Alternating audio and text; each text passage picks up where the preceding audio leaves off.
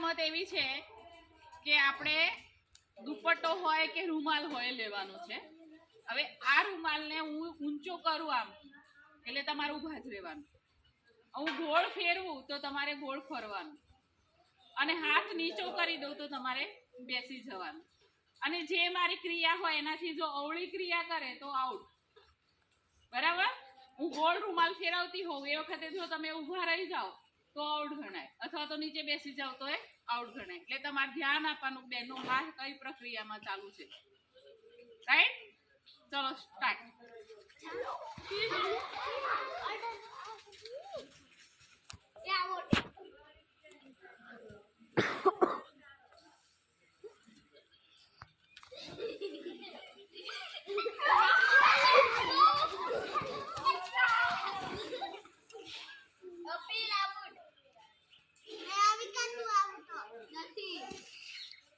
Mahim.